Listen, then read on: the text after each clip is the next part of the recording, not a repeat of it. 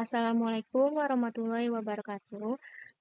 Perkenalkan nama saya Nabila Anjani Mustikarini dengan NIM 40011 dari kelas 2B Ilmu Perikanan. Saya akan membahas materi tentang sifat kimia air laut dalam mata kuliah oseanografi. Materi ini penting karena air laut tidak hanya memiliki karakter fisik seperti suhu dan arus, tetapi juga sifat kimia yang menentukan kehidupan dan dinamika ekosistem laut secara keseluruhan.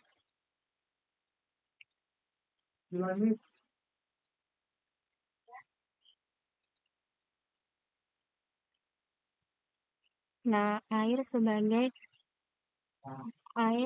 pelarut memiliki karakteristik yang sangat unik. Rentang suhu antara 0 hingga 100 derajat Celcius menjadikannya sangat sesuai untuk menopang kehidupan. Selain itu, air mengalami perubahan suhu secara lambat karena kapasitas panasnya tinggi, sehingga berperan sebagai penstabil suhu di lingkungan laut. Air laut juga mengandung hingga 35 zat terlalu per liter. Ketika membeku, air mengembang menjadikannya satu-satunya zat cair yang volumenya bertambah saat menjadi padat. Tegangan permukaannya yang tinggi memungkinkan proses seperti kapilaritas dan pembentukan gelembung. Air dapat berada dalam 3 fase, yaitu padat atau es, cair, dan gas atau uap.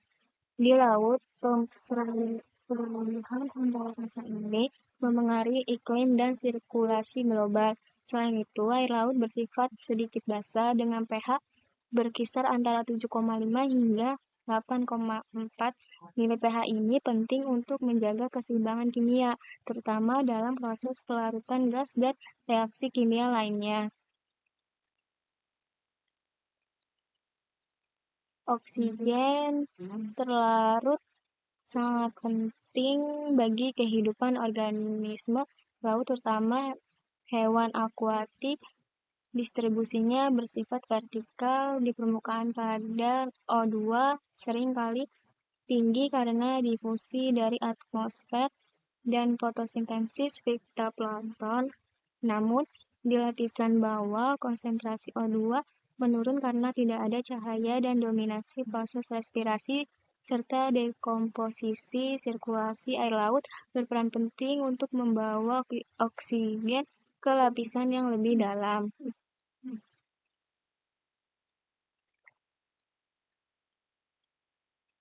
Proses fotosintesis dan respirasi.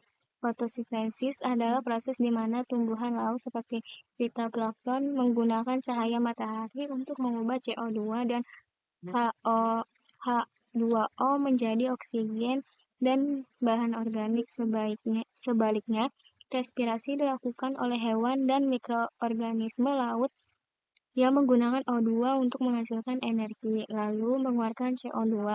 Kemudian proses ini menjaga keseimbangan gas dalam air laut. Faktor penentu konsentrasi gas. Banyak faktor yang mempengaruhi kandungan gas seperti oksigen dan karbon dioksida di air laut. Gelombang dan arus mempercepat pertukaran gas dengan atmosfer. Suhu air mempengaruhi daya larut gas. Semakin dingin, semakin besar kelautannya. Tekanan dan salinitas juga berperan. Tekanan tinggi meningkatkan kelarutan, sedangkan salinitas tinggi menurunkannya.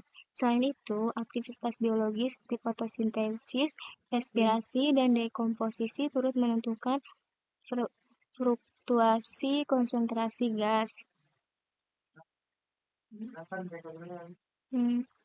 Faktornya itu dimulai dari gelombang dan arus. Dampaknya meningkatkan pertukaran gas antara laut dan atmosfer. Perbedaan konsentrasi, yaitu gas berdifusi dari area berkonsentrasi tinggi ke rendah sampai seimbang.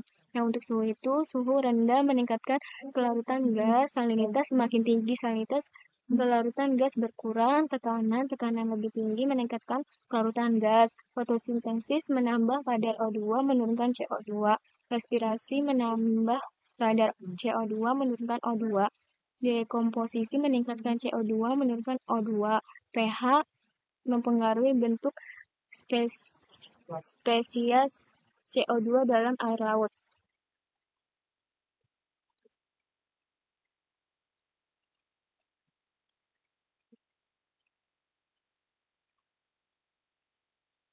Nah, untuk pengukuran oksigen, kadar oksigen terlarut dapat diukur secara kuantitatif dengan metode titrasi menggunakan larutan natrium tiosulfat. Nilai akhirnya dinyatakan dalam miligram per liter. Teknik ini memerlukan akurasi dalam pengambilan sampel dan reaksi kimia yang sesuai. Hasil pengukuran digunakan untuk memantau kualitas perairan dan kesehatan ekosistem laut.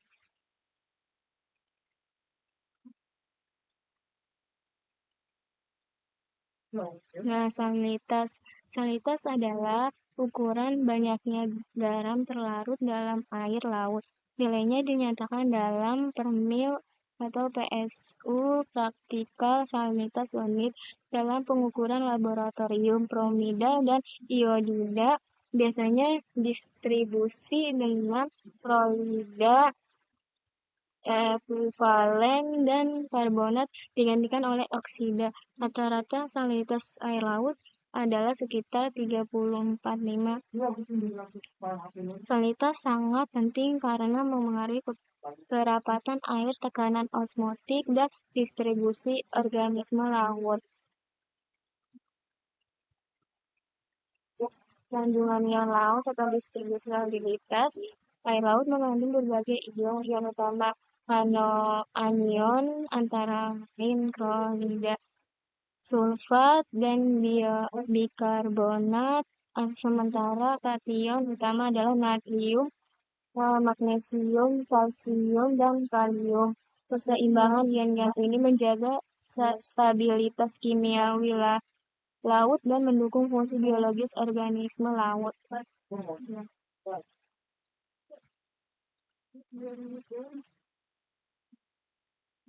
Distribusi salinitas distribusi salinitas dan salinitas dieksplorasi salinitas tidak seragam di seluruh lautan. Faktor-faktor seperti curah hujan, penguapan pencairan es, dan masuknya air sungai memengaruhi salinitas di berbagai wilayah. Misalnya, perairan tropis yang mengalami penguapan tinggi cenderung memiliki salinitas lebih tinggi dibandingkan perairan kutub yang banyak menerima es cair.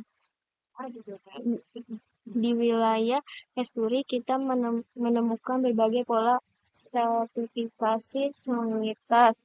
Yang pertama itu saat estuari air laut menyusut ke dasar dan air tawar mengalir di atasnya tanpa banyak pencampuran.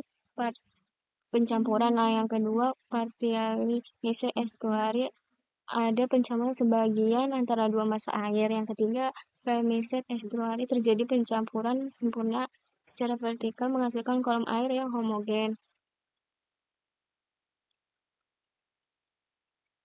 Nah, untuk masuknya dari sungai, sungai membawa air tawar, sedimen, dan nutrien ke laut. Aliran ini sangat memengaruhi dinamika kimia perairan pesisir. Di estuari, air sungai mengencarkan salinitas dan memperkaya nutrien yang penting bagi produktivitas primer seperti pertumbuhan fitoplankton. Namun, masuknya limbah dari sungai juga bisa mencemari laut. Nah, alat ukur salinitas atau peralatan pengukuran salinitas. Untuk mengukur salinitas digunakan berbagai alat seperti refraktometer, konjuktivitas meter, atau alat CTD. Refraktometer mengukur indeks bias air, konjuktivitas meter mengukur daya hantar listrik yang berkaitan dengan jumlah ion. CTD digunakan dalam penelitian oceanografi untuk mendapatkan data salinitas, suhu, dan kedalaman secara bersamaan dalam resesi tinggi. Sekian dari saya, kurang lebihnya mohon maaf. Wassalamualaikum warahmatullahi wabarakatuh.